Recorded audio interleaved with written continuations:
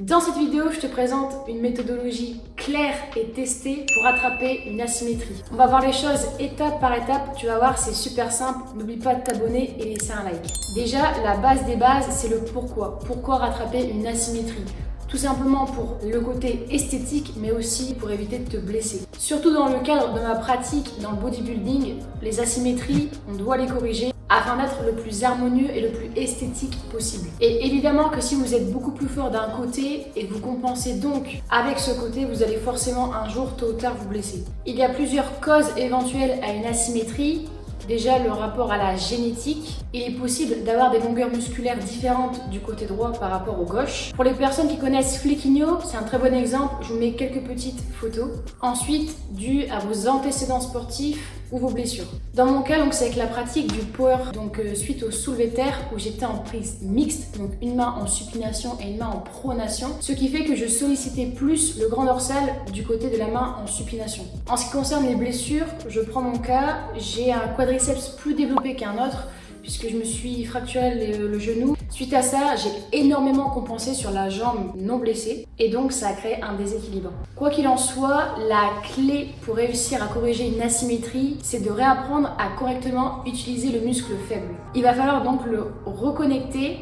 Plus précisément, on parle de connexion neuromusculaire, donc la connexion du cerveau jusqu'au muscle. On va donc rester sur mon exemple, avec le grand dorsal, où mon grand dorsal gauche était à rattraper.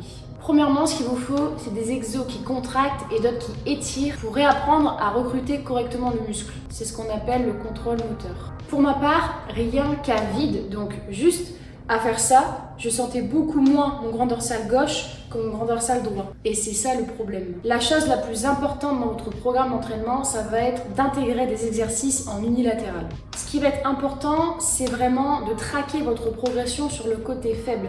C'est-à-dire qu'il ne faut pas qu'il y ait de compensation avec le côté fort. Pour ça, vous devez commencer toutes vos séries de travail par votre côté faible et égaliser le nombre de reps avec le côté fort. Bien évidemment, vous allez sentir que vous n'êtes pas du coup à l'échec sur le côté fort, mais c'est normal, ce qu'on veut c'est rattraper le côté faible et ne pas accentuer le déséquilibre. L'idée de l'unilatéral, contrairement au bilatéral, c'est de pouvoir forcer 100% avec le côté faible, alors que sur du bilatéral, vous pouvez être par exemple à 60-40.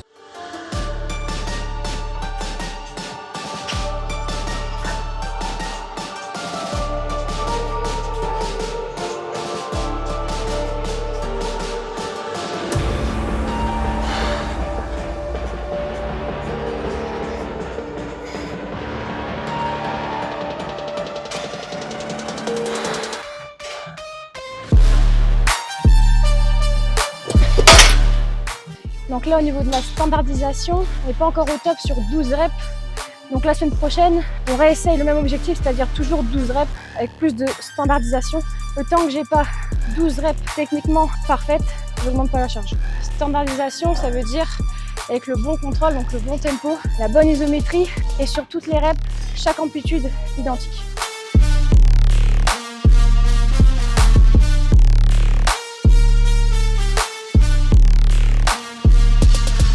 Donc l'unilatéral, c'est très bien, mais il ne faut pas négliger le bilatéral. Donc là, exemple, un tirage donc vertical en prise neutre pourrait mettre beaucoup plus de charge. Donc vous serez beaucoup plus stable, donc vous pouvez plus charger, et ça c'est la base de l'entraînement. Donc ne misez pas que sur l'uni. L'uni c'est bien, l'uni plus le bilatéral, c'est mieux.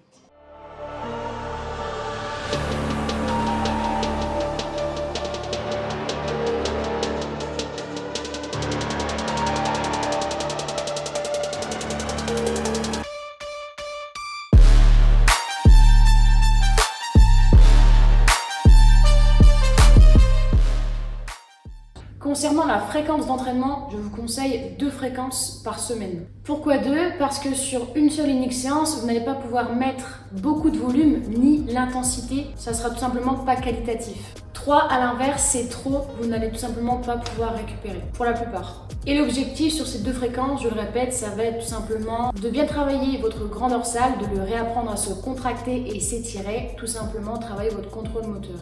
Au niveau de la répartition sur la semaine, je vous conseille de faire la première séance le lundi car c'est là où vous avez le plus d'énergie, vous avez récupéré. Et la deuxième le jeudi car du coup le timing entre la séance 1 et la séance 2 sera suffisamment espacé pour avoir la récupération nécessaire. Et comme vous vous en doutez, il faudra prioriser le travail sur le grand dorsal et donc le placer en début de séance, en premier exo.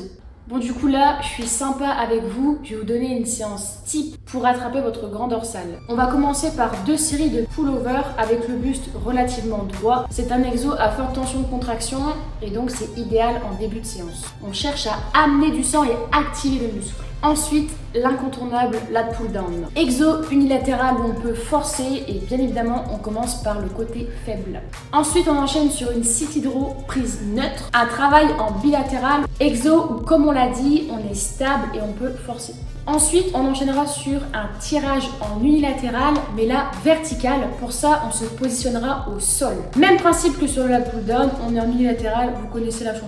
Et ensuite, on termine sur un pull-over sur banc incliné. Ça, c'est une petite pépite. Étant donné de la position, c'est un exercice à forte tension d'étirement. C'est parfait pour finir la séance. Du coup, pour ce qui est des muscles agonistes, comme les biceps, il va falloir du coup les délaisser pour du coup mettre en avant votre dos, que ce soit pour le facteur récupération. Parce que si vous mettez trop d'intensité sur vos bras, dont les biceps, vous n'allez pas réussir à être productif sur le dos, donc moins récupéré et donc risque de blessure.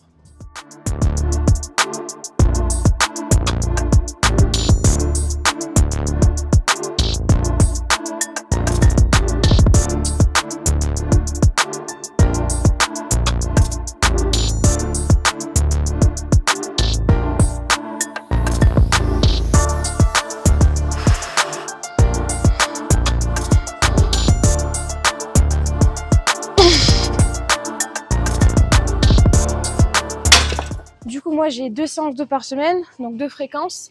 Et à chaque fin de séance d'eau, j'ai du coup un exercice biceps à la toute fin, 2 séries lourdes, une série légère, donc de 9 à 12 et de 12 à 16. D'après mon coach, c'est largement suffisant parce que j'ai déjà des gros bras. C'est d'après lui. Mais du coup, c'est vrai que ça, plus le dos, ça me gêne pas en termes de récup. Donc si vous voulez prendre le même schéma, pourquoi pas. Bon là du coup on a vu tous ces conseils et je voudrais aussi rajouter que la musculation c'est un sport de patience. La musculation c'est pas un sprint, c'est un marathon, c'est sur le long terme. Donc il faut du temps pour prendre du muscle et corriger vos asymétries. Mais ça vaut le coup d'être fait. En tout cas, je vous souhaite bon courage, bon entraînement à vous. On se dit à très bientôt sur la chaîne Morgane avec un E. Salut tout le monde.